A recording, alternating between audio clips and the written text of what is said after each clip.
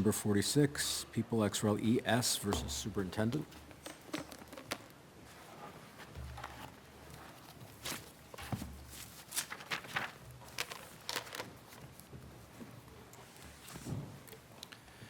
Good afternoon, Your Honors. Jonathan Hitsus for appellants. May I have 2 minutes for rebuttal? Yes, sir.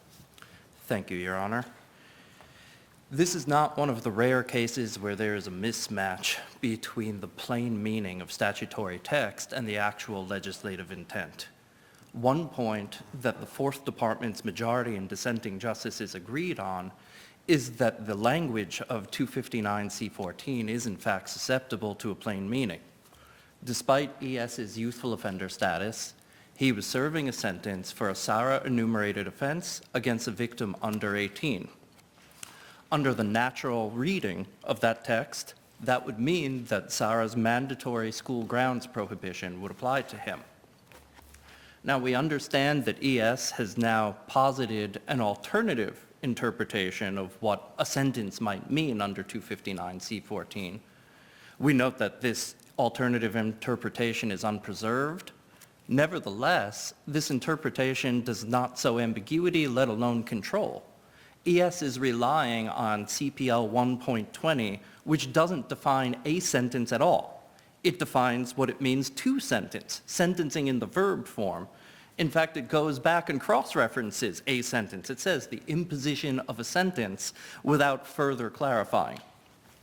ES also relies on Article 720's definition of youthful offender sentence and proposes that if the legislature wants to target youthful offenders... Section 120 does say the imposition of a sentence upon a conviction. That's correct, Your Honor. And a youthful offender adjudication is not a conviction. That's correct, Your Honor, but it says imposition of a sentence. Sentence upon a conviction. Yes, Your Honor. And arguably, at least, it's a sentence upon a youthful offender adjudication, which is expressly defined as not a conviction. That's correct, Your Honor, but that doesn't bring us any closer to understanding what a sentence means because Article or Section 1.20 doesn't say what that a sentence is. It just says it's upon... Let me try it one more time. Whatever a sentence means, it has to be upon a conviction. And if there is no conviction for whatever sentence means to rest upon, we then have not as clear a statutory interpretation question as you're suggesting. That defines what it means to sentence. It's still not telling us sentence in the noun form. I would also note that when it comes to the youthful... It uses sentence in the noun form, a sentence upon a conviction. It doesn't say a sentencing upon a conviction. Yeah, but what is a sentence? It doesn't matter, right? It has to be upon a conviction. So what is a conviction? Your Honor, that cannot be the case because we know that youthful offenders can be sentenced. Look at Penal Law 60.02, authorized disposition. It uses sentence repeatedly. When you say sentence, you mean they can be incarcerated. They can serve an incarcerative time frame. The penal law expressly refers to it as a sentence of incarceration, and the Executive Law 259C14 simply says a sentence. And what youthful offender does is relieve them of the conviction itself, but not the sentence, because they can serve one. That's correct, Your Honor. Youthful offender is a unique status in New York State because they aren't convicted, but they still are serving a sentence. That's clear from the statute. Under ES's interpretation that we should say sentence or youthful offender sentence, they would be ineligible for parole in the first place. Counsel, if we don't think that everything hinges on the noun-verb distinction that I think you're drawing in 120, and we think that that's enough to render it ambiguous, then what is your response at that point?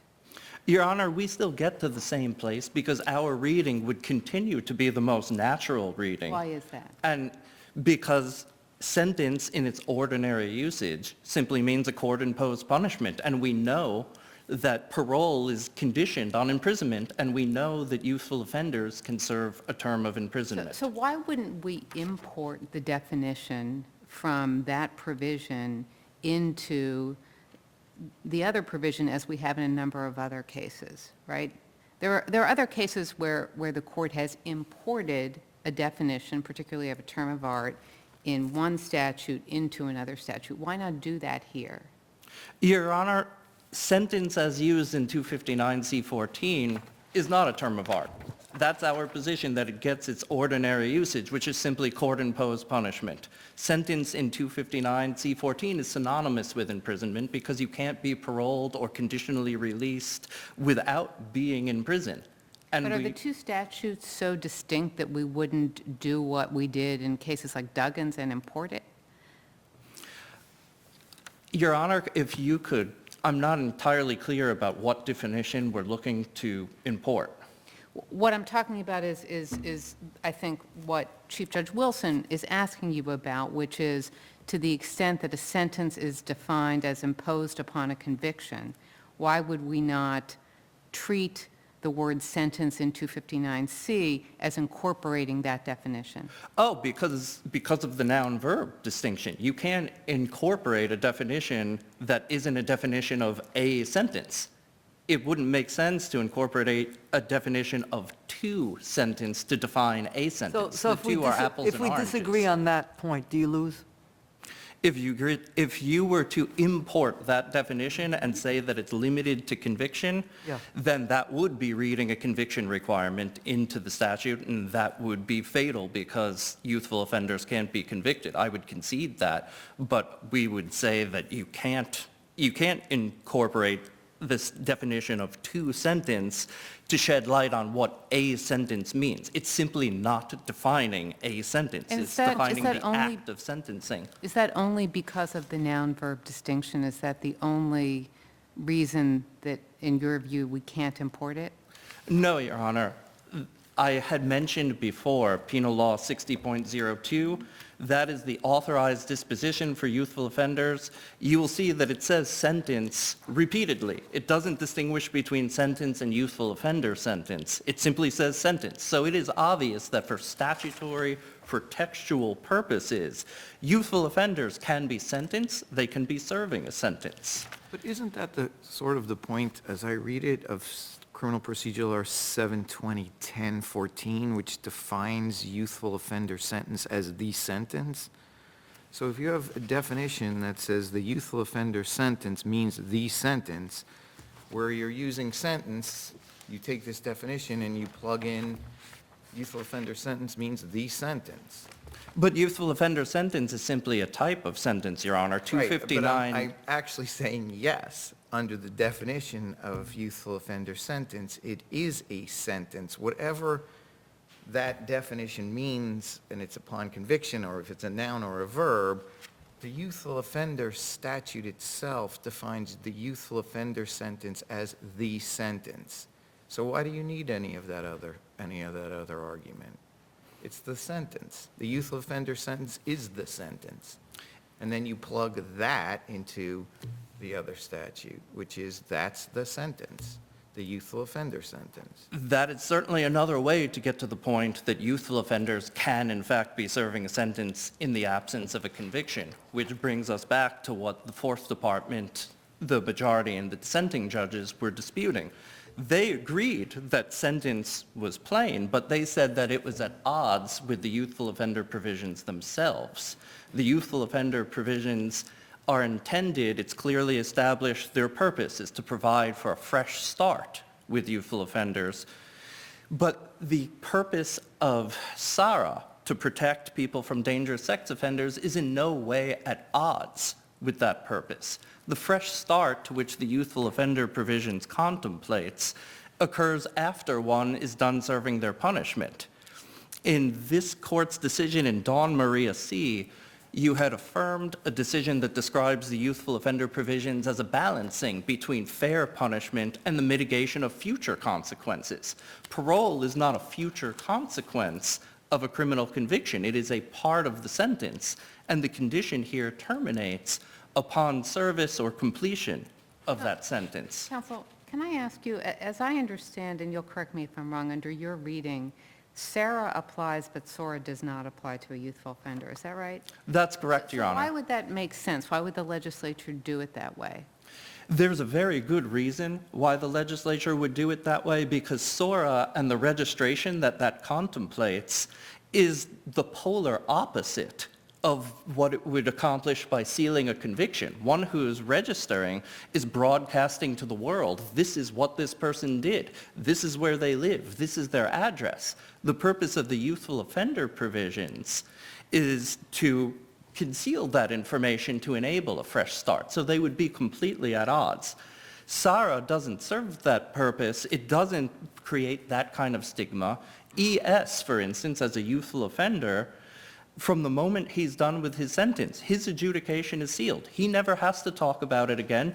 Most people cannot ask him about that again. He can apply and receive any job he qualifies for. He can apply and receive any kind of license. In short, he is receiving the same fresh start as every youthful offender in New York. The youthful offender provisions do not talk about parole or parole conditions, and unless they did, ES would be entitled to nothing more. If I could emphasize another point, Your Honor, about the distinction between... But are they suffering under the, I understand your point about the fresh start. Are they suffering under the other consequences that befall someone who has been subject to a conviction? no more, Otherwise be subject to SARA. no more than anybody else who would have a parole condition that they find to be onerous, Your Honor. But where somebody like ES and all youthful offenders are distinct is that when they're done serving parole, they're receiving the fresh start. The slate is wiped clean. Now, and actually, something else that I would note is that youthful offenders categorically do not have to register as sex offenders. Had ES been an adult, not only would he have faced a potentially higher custodial sentence, not only would that sentence have been determinate, not only would he have had to face PRS after that, but he would have at least been considered by virtue of that conviction for sex offender registration. Thank you, But- counsel. Thank you.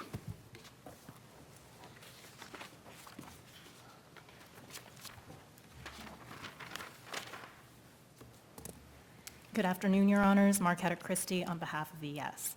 May it please the court. Youthful offender status is a unique status within the state's laws, and the legislature has repeatedly reinforced that. SARA is no exception. As both parties agree, the legislature has exempted youthful offenders who are under probationary supervision from the operation of SARA. But how does the application of this SARA condition undermine the legislative intent for WIOs, to have that fresh start, to not be stigmatized? How does it undermine that? Your Honors, not being stigmatized is only one of multiple reasons for the youthful offender statutes to have been enacted, but what this court's case law says is that another purpose is to exempt youthful offenders from the practical consequences that would accompany convictions, including things like incarceration, extended incarceration, and that's exactly the result that SARA contemplates if it were to be applied to youthful offenders. It wouldn't mean that they would be held, even though they've demonstrated their fitness for parole, they would be But held. youthful offenders can receive an incarcerative sentence. They can be subject to conditions of probation or parole, correct? We would agree with that, Your Honor. And if they were on probation or parole, could they not be directed to have their addresses be, not to be in certain places? Well, what we know is that the legislature's already deliberately made a carve-out for youthful offenders who are on parole from SARA, or sorry, on probation from SARA. But And all we're asking, Sarah aside, if you're on probation or parole, could not a court impose a sentence that restricted your address? a court? Yeah, As a condition of sentence, could a probationer or a parolee be told you can't live in X location because there are, for instance, known felons in that area, so you are restricted from living there? Well, I believe what this court's case law in the area says is that that can be done as a matter of discretion, but what we're talking about here is whether it could be done as a mandatory matter, and whether that's what the legislature intended to be done when it put that into, when it put the term. And why sentence into- does it being done in a mandatory manner go against the overall purpose of youthful offender status? Because what it means is, it means that a youthful offender would not be able to reintegrate, would not be able to enter the community at the time that he's otherwise deemed fit to do so, and it would mean that he would not be able to live with his family, which. Well, but you're kind of begging the question, right? Deemed to do so if they satisfy these conditions. Yes, which. Until the end of the sentence, right? Which in the case of urban use is for the most part, going to not be possible, given that New York City is a very densely populated area, and that, for the most part, they're not going to be able to reunite with their families because of the 1,000-foot restriction. Well, given that very reality, one would think the legislature, because I agree with you, and the court has said so, right, is deeply committed to this fresh start, that the legislature would have made that express. Yes, Not and created the challenge we have before us about whether a sentence is a noun or a verb as used, or if it tracks back only to a conviction or to a YO adjudication. Yes, and that's exactly the case, Your Honor. And where the legislature has desired to create carve-outs for youthful offenders and to say that they should be subject to the same kinds of punishment that adults would be subject to, it's deliberately put that into the statute. Do you think YOs are entitled to consideration for parole? Yes. Okay, so Executive Law 259C seems to limit the board's power to incarcerated individuals serving an indeterminate or determinate sentence. Does that cover youthful offenders? We think it does, Your Honor, and the reason, the distinction between C1 and C14 is that in C1, we're referring to, there's a modifier in front of the word sentence. So just like a youthful offender sentence is a modifier of the term sentence that changes the meaning of a sentence, we think that the phrase indeterminate or determinate sentence that appears in front of the word sentence in C1 also changes the meaning of that, meaning that indeterminate or determinate sentence can encompass both adult sentences and youthful offender sentences.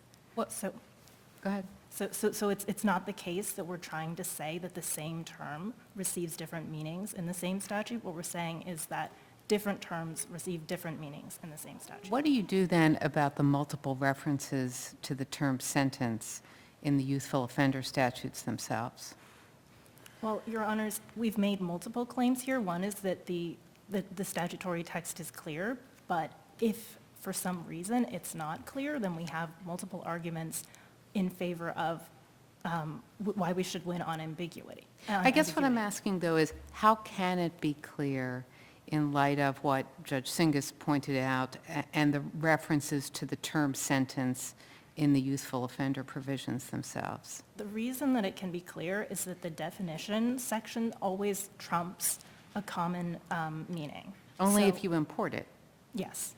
And given the difference in purpose between Sarah and the criminal procedure law, it's not obvious to me that you would do that as readily as you might have in cases involving the CPL and the penal law. Well, Your Honor, we're sort of already partly there as far as the importation is concerned, because the board agrees the definition of conviction as it appears in the CPL does apply to Sarah, at least in the context of probationers. So all we're asking this court to do is essentially to hold that that same logic applies to the parole provision of Sarah as well. And to say that a sentence But means... isn't that somewhat different because they don't have a conviction under the terms of the statute? There is no conviction, so there's no argument they have one, but they do have a sentence under the YO statute, so the argument is the provision applies to them because they have a sentence. It's not picking and choosing so much, it seems, right? They just don't have a conviction under the YO statute. Youthful offenders have a youthful offender sentence, and that's not the same thing as a sentence under the CPL, because a sentence requires a conviction. That's our argument. But we're saying at best, even if the court doesn't like that argument, it gets us to a place of ambiguity. And if the law, if the legislature's language was ambiguous, then the canons of statutory construction apply, and the impari materia doctrine in particular, which says that you need to read these statutes in conjunction with each other. So SORA is supposed to be read in conjunction with Sarah, And what we know is that youthful offenders are uniformly exempt from SORA. They do not have But to you register. do agree that SORA and SARA are different. It was pointed out when the other side was arguing that to impose SORA defeats the youthful offender status. Well, it doesn't necessarily, I mean, SORA does. If you have to register, then you're broadcasting to the world, I am a convicted sex offender. a level one sex offender does not have to, a level one sex offender is not put on the internet. Their information is not So broadcast. you're arguing that SORA, they should be required to register? No, we're not arguing that at all. We're arguing that the legislature exempted youthful offenders from SORA, which is also considered to be a non-punitive statute. Because and that level SORA one is different, you're saying that the two are the same? I'm saying that both are considered to be non-punitive statutes, and that the legislature has already decided that youthful offenders are exempt from the non-punitive workings of SORA, and therefore they should also be exempt But from the youthful non-punitive- offenders can be subject to punitive sentences. You agree, don't you? They can be subject to youthful offender sentences, Your Honor. Punitive, they can in fact serve time in a state correctional facility, which is quite punitive. Yes. Do you agree? Yes. we would The agree. amount of time that they may serve is different, but it is a sentence nonetheless. True, Your Honor, but what we're saying is we already know that at least with respect to one portion of SARA, the legislature has clearly stated that youthful offenders are exempt, and that's youthful offenders who are serving probationary sentences. So it makes there would be no logical reason why the legislature would suddenly decide that youthful offenders who are subject to parole terms are somehow not to be treated in the same way. Did you preserve your argument? The argument's not preserved in exactly this form, Your Honor, but this court has repeatedly stated in its case law that pure questions of statutory interpretation can be raised and considered for the first time in this court. If there are no Thank you. further questions, thank you.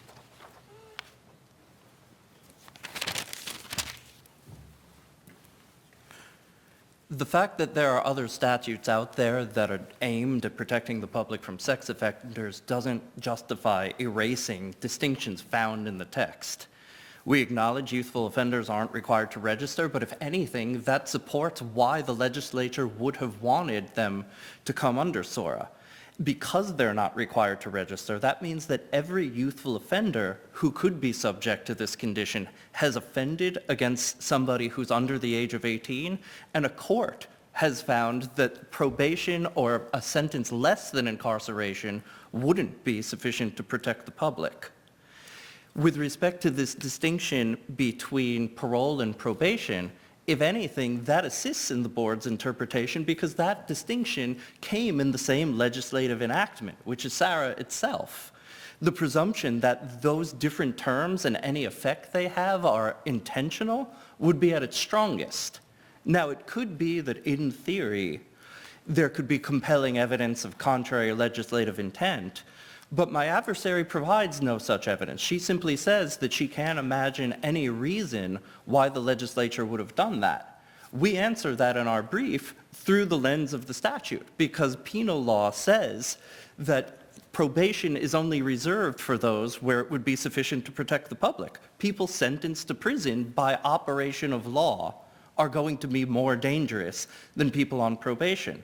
And frankly, even if there is no clear intent stated in the legislative history in one way or another, that isn't the end of the story, particularly where the natural reading of the text has this effect.